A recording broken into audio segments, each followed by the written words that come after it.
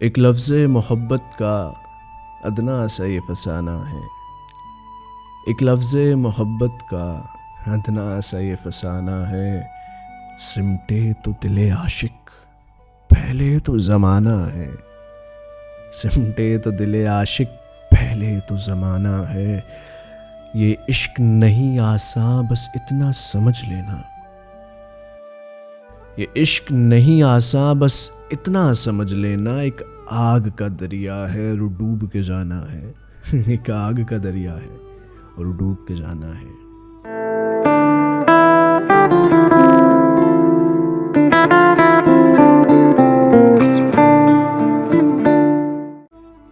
तो इस्तकबाल करता हूँ मैं आप सबका अपने इस चैनल पे, अपने इस पॉडकास्ट पे। तो सबसे पहले तो यहाँ पे आप लोग थम जाएं। एक गुजारिश है मेरी कि मेरे इस चैनल को सब्सक्राइब कर लें। सिर्फ 5 सेकंड का काम है।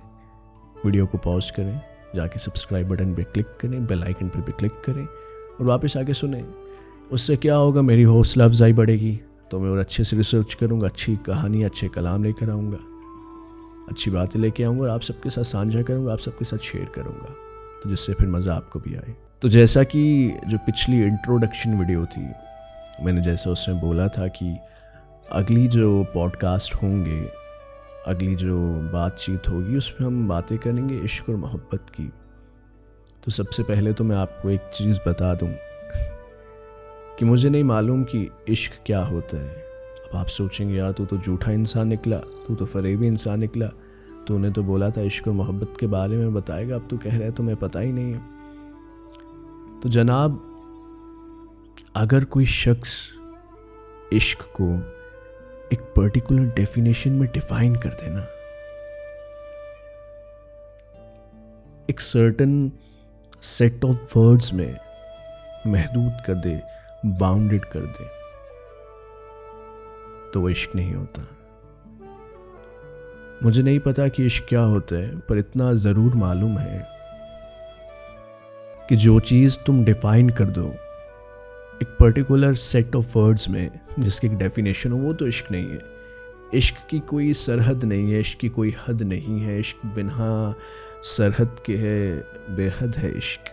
तो जो अब मैंने स्टार्टिंग में शेर पढ़ा था, शुरुआत में इसके इब्तिदा में शेर कहा था जिगर मुरादाबादी का कि ये इश्क नहीं आसा बस इतना समझ लेना, एक आग का दरिया है और डूब के जाना है। तो पहले मैं सोचा करता था कि यार शायर ने क्या लिखा हुआ है, यार कुछ भी लिख देते हैं शायर लोग। जब मुझे शायरी में दिलचस्पी नहीं थी, अब जब मैंने जाना शेर को, तो क्या पाया। पहले मिसरे में शायर क्या कहता है कि इश्क नहीं आसा बस इतना समझ लेना कि भाई ये इश्क नहीं है आसान, और ये आसान ये भी नहीं, ये नामुमकिन है। लेकिन वो कहते हैं ना कि इम्पॉसिबल खुद ही कहते हैं दैट आई एम पॉसिबल। तो अभी अगर पॉसिबल है तो फिर कैसे है। तो दूसरे मिसरे में शायर कहता है कि एक आग का दरिया है और डूब के जाना है। डूब के जाना है, जितना मेरे जहन में है, जितना मुझे पता है कि कोई भी जिंदा चीज़ अगर डूब जाए तो फिर वो मर जाती है, तो वो मिट जाती है। और पानी के दरिया में डूब जाओ, वहाँ मौत हो जाती है। यार ये तो फिर आग का दरिया है, और आग के दरिया में डूबने का मतलब होता है खाक हो जाना, बिल्कुल ख़त्म हो जाना, खाक हो जाना। तो यहाँ से मालूम होता है कि इश्क जो होता है वो खुद को मार के, खुद को मिटा के, खुद को खाक करके होता है। अब कोई बोलेगा भाई मर के होता है, फिर तो हम रहे ही नहीं, तो इश्क किसने किया। वो तुम्हारा ये जिस्म नहीं, ये रिवायती मौत नहीं, तुम्हारा नफ्स, तुम्हारा मन, तुम्हारी मैं, तुम्हारी ख्वाहिशें, उन सबको ख़त्म करके, उन सबको मार के होता है इश्क। तो इसलिए इश्क कभी भी वाहिद को नहीं होता, आप सब लोगों को नहीं होता, इवन जिगर मुरादाबादी को नहीं होता जिनका वो शेर था। इश्क होता है तो सिर्फ आशिक को, क्योंकि इश्क में तुम नहीं रहते, इश्क में तुम महबूब हो जाते हो। रांझा रांझा कर दी मैं ते आपे रांझन हुई, सईयो नी मैनू सद्दो रांझा हीर ना खो खोई। मैं विच रांझा रांझे विच मैं, गैर ख्याल ना कोई। रांझा रांझा कर दी मैं ते आपे रांझन हुई। हीर कहती है मैंने इतना रांझा रांझा कर लिया, मुझे हीर ना बुलाओ, मुझे रांझा ही बुलाओ। तो इश्क ये होता है शायद से। जो हीर ने किया। तो अब मैं एक किस्सा, एक कहानी सुनाता हूँ। ये कहानी किसकी है? कैस और लैला की, मजनू और लैला की। दरअसल कैस जो था मजनू का असल नाम था, उसका रियल नेम जो था वो कैस था। और ये जो लफ्ज़ है ना, मजनू और लैला, लैला और मजनू, ये अरबिक वर्ड्स हैं। मजनू निकला है मजनून से और लैला हुआ है लैला से। ये असल में मजनून और लैला ही थे। ये वो दरअसल फिर अरब से आहिस्ता आहिस्ता हिंदुस्तान तक पहुँचते पहुँचते लैला और मजनू हो गया। तो मजनून का मतलब होता है दीवाना, अ क्रेजी पर्सन, एक पागल इंसान। और लैला होती है रात, जो कि अब लैला हो चुके हैं। तो कहा जाता है मजनू जो था वो तबा ताबाइन में से था। ना हुआ तबा ताबाइन्स, सो दोज पीपल जिन्होंने prophet Muhammad peace be upon him सल्लल्लाहु अलैहि वसल्लम उनसे दीन की नॉलेज ली, उनसे सीखा, उनसे जाना, उनके कंपेनियंस को कहा जाता है सहाबाज। अब जिन्होंने सहाबा से सीखा, उनसे नॉलेज ली, उनसे जाना, उनको कहते हैं ताबाइन। अब जिन्होंने ताबाइन से जाना, ताबाइन से दीन सीखा, ताबाइन से नॉलेज ली, उन्हें कहते हैं तबा ताबाइन। तो मजनू तबा ताबाइन में से था जब वो कैस था। फिर तो इश्क हो गया। तो अब ना इख्तिलाफ चल रहा होता है खिलाफत के लिए मौला अली और हज़रत मुआविया के दरमियान। क्या कहानी थी क्या नहीं, हम उस पर नहीं जाएंगे, बस एक बेस बताना चाह रहा हूँ उस किस्से का, ताकि वो किस्सा अच्छे से समझ आ जाए। तो एक रोज़ मजनू कैस, तब वो कैस था, ऐसे सड़क के किनारे बैठा होता। तो वहाँ से मौला हसन जाते हैं। तो who was मौला हसन? मौला Hasan was the grandson of Prophet Muhammad and the son of मौला अली and हज़रत फ़ातिमा तो Zahra, the daughter of Prophet Muhammad peace be upon him।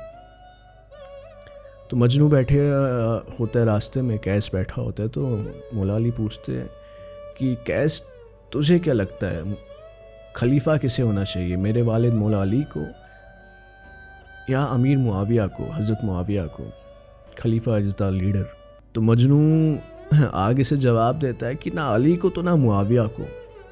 मौला हसन हैरान होते हैं कि मजनू ये तू क्या बोल रहा है, फिर किसको होना चाहिए? कि तू बोल रहा ना मेरे वालिद अली को होना चाहिए, ना हज़रत मुआविया को होना चाहिए, फिर किसको होना चाहिए? मजनू का जवाब आगे से पता है क्या होता है? लैला को, मेरी लैला को, हाय मेरी लैला को, मेरे महबूब को, चाहे फिर तुम्हारा महबूब कोई भी हो। मजनू का जैसे लैला थी, मेरी लैला को। मुझे क्या लेना अली से, मुझे क्या लेना मुआविया से, मेरा सारा लेना देना लैला से। तो असल में सारा लेना देना ही उस ज़ात से है, अली से रज़ी अल्लाह तआला अन्हु। खैर, मैं एक किस्से की बात कर रहा हूँ, मैं मजनू की बात कर रहा हूँ, अपनी या किसी और की नहीं। और अब ये जो किस्से कहानियाँ ये सच्ची हैं झूठी हैं, लोग क्या करते हैं इनकी ऑथेंटिसिटी के पीछे भागते हैं। भाई नहीं ये सच है कि झूठ है। यहाँ पे कहानी यहाँ सच्ची है कि झूठी है वो ज़रूरी नहीं है, ज़रूरी है जो इसके पीछे का मैसेज है, जो इसके पीछे की बात कही गई है कि मौला अली कितने बड़े फिगर हैं इस्लाम के। और इवन नॉन मुस्लिम्स जो है वो भी बहुत इज़्ज़त व अज़मत अली की है ही ज़माने में। तो मजनू बोल रहा है कि मुझे कोई लेना देना नहीं है, मुझे कोई लेना देना नहीं है कौन खलीफा बने, मुझे लेना देना ही मेरी लैला से है। तो आशिक के लिए सबसे बढ़कर ही उसका महबूब होता है, उसे और किसी से कोई लेना देना नहीं होता, सबसे ऊपर उसका महबूब होता है। अब कोई मुझे इधर बोले कि तूने भाई बेअदबी की है, तो बेअदबी नहीं। अगर तुम्हें किसी को ये बेअदबी लगती होगी तो उसे फिर वो बात ही समझ नहीं आई। तो यही एक तो बात है ना, मैं हमेशा से कहता रहा हूँ और कहता रहूँगा इंशाल्लाह कि अगर मोहब्बत और शायरी हर किसी की समझ में आती, हर किसी के बस की बात होती ना, तो हर दूसरी गली में हीर रांझा लैला मजनू बैठे होते, और हर चौथी गली में गालिब मीर तकी मीर बैठे होते, अहमद फराज बैठे होते, फैज़ अहमद फैज़ बैठे होते। तो इश्क और मोहब्बत समझना और शायरी समझना एक वो खुदा का करम है उस शख्स पे जिसको समझ आ गया। लिखने वाले पे तो है ही खुदा का करम, और लेकिन जिसको समझ आ रही है उस पे भी खुदा का करम है। तो खैर, हम आगे की एपिसोड्स में बात करेंगे इश्क के मकामों के बारे में, जो 7 मकाम है इश्क के। अब ये वीडियो काफ़ी लंबी हो चुकी है, दरअसल मैं देख रहा हूँ 12 मिनट की आई थिंक होगी, अब आगे जाके जितनी भी होगी। तो ज़्यादा लंबी वीडियो नहीं करेंगे, ज़्यादा लंबा पॉडकास्ट नहीं करेंगे, ताकि आप लोग भी सुने ध्यान से। तो आगे जाके इश्क के मकामों पे बात करेंगे इंशाल्लाह। और एंड में एक ही बात मैं कहूँगा जो मैं हमेशा कहता आया हूँ, फिर से कहूँगा कि मसला सारा दिल का है, बात सारी मोहब्बत की है। फ़रत एहसास साहब का शेर की, इलाज अपना कराते फिर रहे हो ना जाने किस किस से, इलाज अपना कराते फिर रहे हो ना जाने किस किस से। मोहब्बत करके देखो ना, मोहब्बत क्यों नहीं करते। तो मोहब्बत करिए, मोहब्बत बांटिए। खुदा हाफिज़।